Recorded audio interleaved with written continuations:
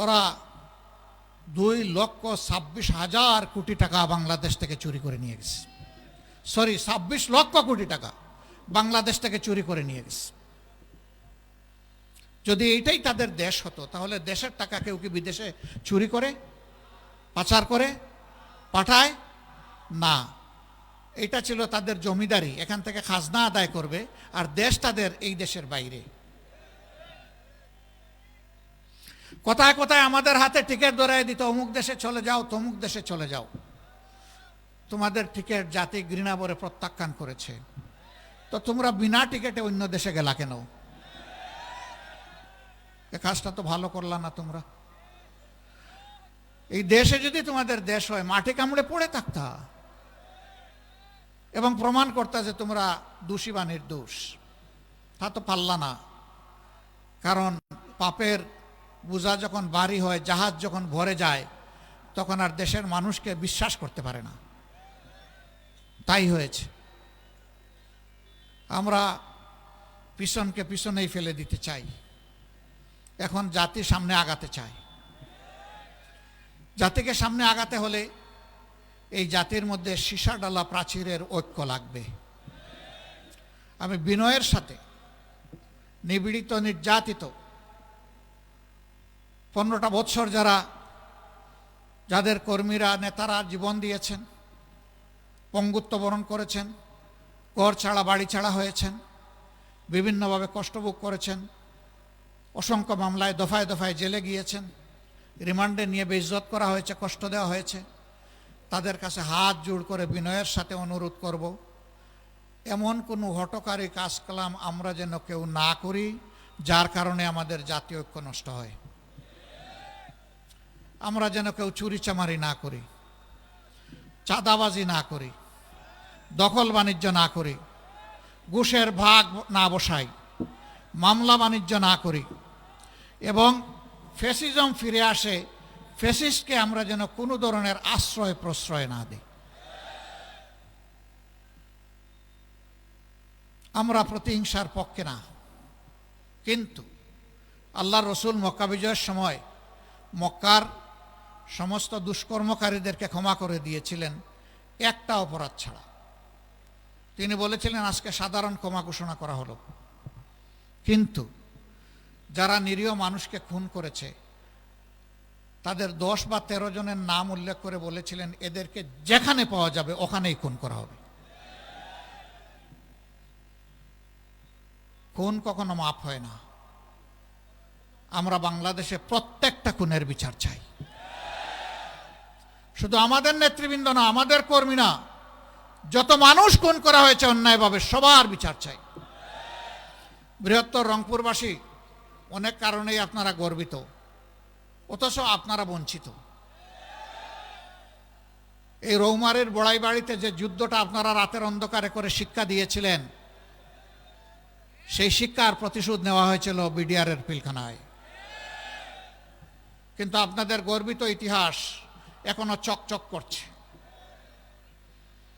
দীর্ঘ 15.5 বছরের ফ্যাসিজমকে বিদায় করতে গিয়ে একটা মানুষ বাংলাদেশের ইতিহাসে নয়, বিশ্বের ইতিহাসে তার সোনালী নামটা লেখা হয়ে গেছে। এই সন্তানটাও বৃহত্তর রংপুরের। এর নাম কি? আবু সাইদ।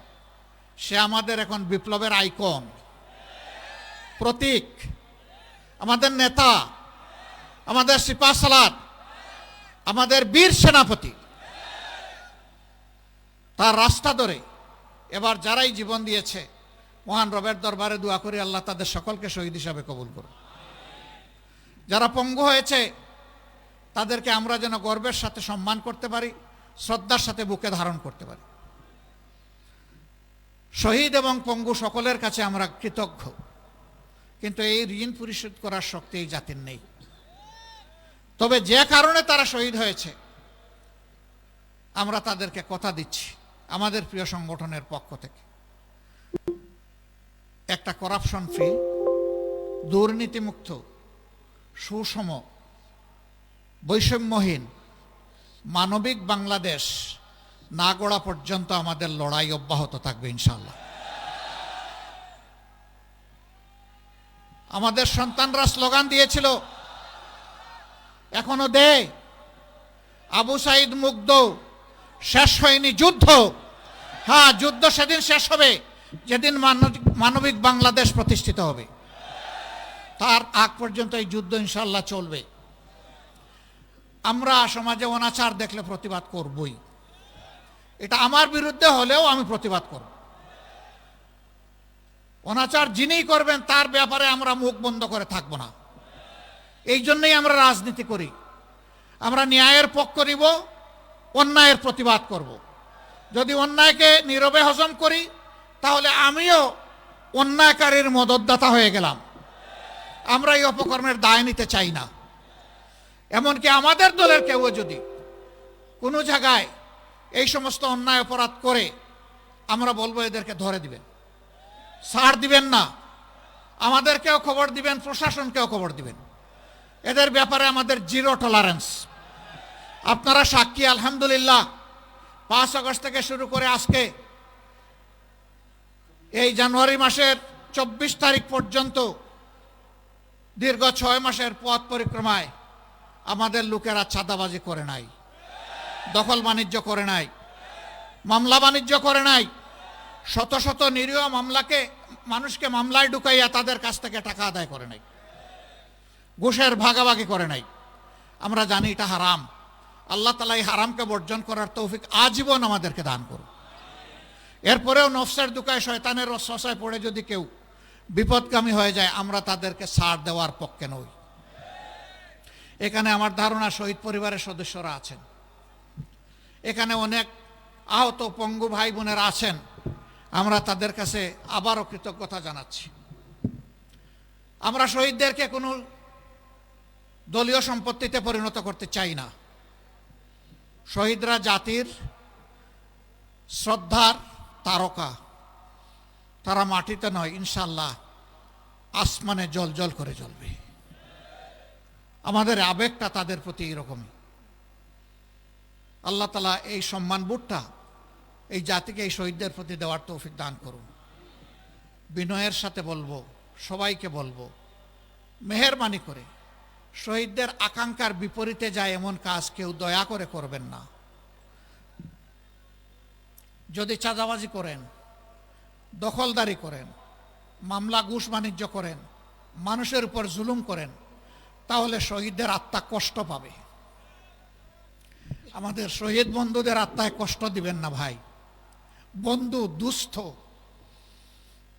আমাদের এই বিনয়ী আহ্বান আপনাদের কলিজাকে নরম করুক, আমরা দোয়া করি।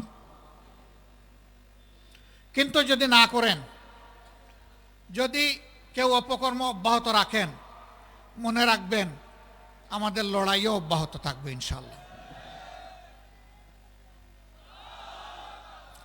রংপুরবাসী, আমার ভাই মাহবুর রহমান বেলাল বলে গেছেন, ফ্যাসিস্ট সরকার প্রতিহিংসামূলকভাবে যে সমস্ত রাজনৈতিক নেতাদেরকে জেলে পুরেছিল, কর্মীদেরকে জেলে পুরেছিল, এক এক করে সব বের হয়ে গেছেন।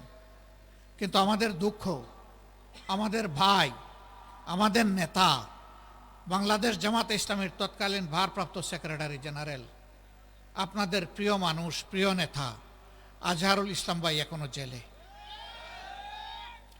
আমরা আইনি লড়াইয়ের মধ্য দিয়ে তাকে মুক্ত করার পক্ষে। আমরা কারো দয়া নিয়ে মুক্ত করতে চাই না, আমরা শুধু আল্লাহর দয়া চাই। কিন্তু আইনের পেশে মেহেরবানি করে আমাদেরকে আর কষ্ট দিবেন না। যদি আইনের পেশে কষ্ট দেন, আমরা বাধ্য হব এই দাবিতে রাস্তায় নামতে। আমরা আদালতকে সম্মান দেখাই আহ্বান জানাবো, মেহেরবানি করে এই মজলুম মানুষটিকে অনতি বিলম্বে ন্যায় বিচারের মাধ্যমে আপনারা মুক্ত করে দেন। যদি মিনিমাম ন্যায় বিচার আমরা পাই, ইনশাআল্লাহ ইজ্জতের সাথে তিনি মুক্ত হয়ে আমাদের বুকে ফিরে আসবেন, রংপুরবাসীর বুকে ফিরে আসবেন ইনশাআল্লাহ। বাংলাদেশের নতুন ইতিহাস রচনা হবে ইনশাআল্লাহ। এই কুড়িগ্রাম বহু দিক থেকে বঞ্চিত। এখানে একটা কৃষি বিশ্ববিদ্যালয় হয়েছে, ঘোষণা হয়েছে, তার কঙ্কাল আছে, গুস্তও নাই, চামড়াও নাই, হাড্ডিসার, নিজস্ব কোনো ক্যাম্পাস নাই, দুকি দুকি আস্তে আস্তে চলছে। অথচ অ্যাগ্রো বেসড এই প্রতিষ্ঠানটা এই অঞ্চলের চেহারা বদলাই দিতে পারে। এটা শিক্ষা গবেষণার কেন্দ্রে পরিণত হতে পারে। এটা একটা সীমান্তিক জেলা, এখানে মানুষ একটু অসুস্থ হলে ভালো একটা চিকিৎসা পাবে, সেই রকম কোনো ব্যবস্থা নাই। আজকে বহু জেলায়, একই জেলায় ইউনিভার্সিটি, একই জেলায় কৃষি বিশ্ববিদ্যালয়, একই জেলায় মেডিকেল কলেজ, একই জেলায় ইঞ্জিনিয়ারিং ইউনিভার্সিটি, একই জেলায় সব কিছু আছে, আরেক জেলায় কিছুই নাই। এটা কোন ধরনের ইনসাফ?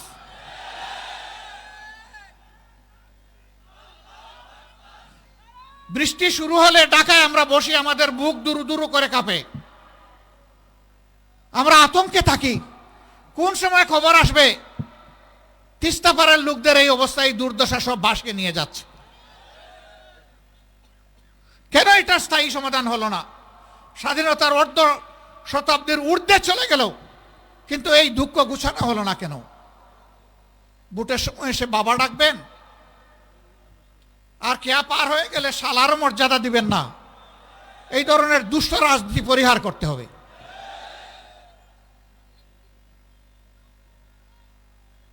এখানে তিস্তা প্রকল্প মহাপরিকল্পনা বাস্তবায়ন হওয়ার কথা, কার ইঙ্গিতে ইশারা এটা এখনো বন্ধ হয়ে আছে? কেন কাজ এখনো শুরু হলো না? বাংলাদেশের জনগণ অবশ্যই তা জানার অধিকার রাখে। ফ্যাসিস্ট সরকারের কারণে এটা হয় নাই। যদি সেই প্রকল্প বাস্তবায়ন হয়, তাহলে বর্ষা আসলেই আমাদের বুক আর দুরু দুরু করে কাঁপবে না। আমরা আশা করি এই দেশের এই এলাকার মানুষ স্বস্তিতে থাকবেন। সম্মানিত ভাই ও বন্ধুগণ, এই ধরনের অনেকগুলো ন্যায্য দাবি আপনাদের আছে। এই এলাকায় আমার ভাই সালেহি বলে গেছে, 100-র মধ্যে 71 জন মানুষ দরিদ্র সীমার নিচে বসবাস করেন। তারা এমনকি গুনাহ করেছেন, পাপ করেছেন, যে বাংলাদেশের অংশ হয়েও তাদের ভাগ্যের সামান্য কোনো পরিবর্তন হবে না। তাদের নিয়ে কি পরিকল্পনা? আমরা পরিষ্কার বলতে চাই, আল্লাহ যদি আপনাদের ভালোবাসা শিখতে হয়ে, দেশবাসীর ভালোবাসা শিখতে হয়ে আমাদের উপর মেহেরবানি করেন, আর যদি এই দেশের খেদমতের দায়িত্ব দেন, ইনশাআল্লাহ তাআলা আজিম প্রেসিডেন্ট প্রধানমন্ত্রীর মুখ দেখে কোনো এলাকার উন্নয়ন হবে না। জনগণের ন্যায্য প্রয়োজনকে বিবেচনায় নিয়ে সমন্বিত সুষম উন্নয়ন হবে ইনশাআল্লাহ। সম্পদ যা আল্লাহ দিবেন তার সদ্ব্যবহার হবে সততা এবং ইনসাফের ভিত্তিতে। যে এলাকাগুলো এগিয়ে গিয়েছে সেই এলাকাগুলোকে একদিকে রাখা হবে, আর যে এলাকাগুলো পিছিয়ে পড়েছে তাদেরকে অগ্রাধিকার ভিত্তিতে সামনে নিয়ে আসা হবে ইনশাআল্লাহ। এটা ইনসাফের দাবি, এটাই হতে হবে। বরঞ্চ দীর্ঘদিন তাদেরকে যে বঞ্চিত করা হয়েছে, এটার মাসুল হিসাবে এখানে আরো বাড়তি কিছু করা প্রয়োজন হবে। আপনারা আমাদের জন্য দোয়া করবেন।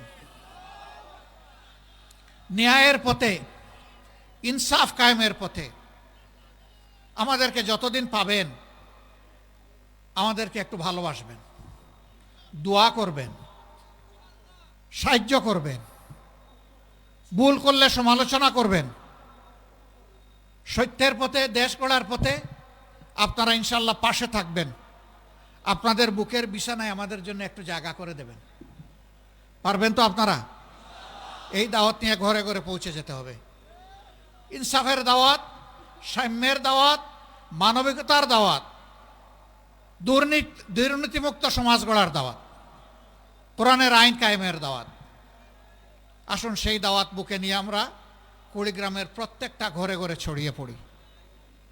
আজকে এখানে আপনারা কষ্ট করে এসেছেন, দিন ভরা রাত ভরা, শীতের একটু চাপ বেশি, সব কিছু উপেক্ষা করে আপনারা এখানে এসেছেন দুটি কথা শোনার জন্যে, আমাদেরকে দেখার জন্যে, আমাদের ভালোবাসায়, তাই না?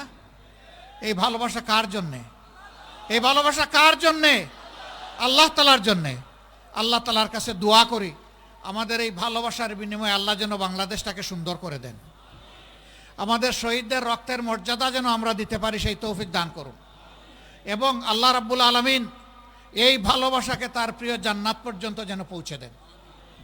আপনাদের উপর, এই এলাকার উপর আল্লাহ রহম করুন, শান্তির ফয়সালা নাজিল করুন।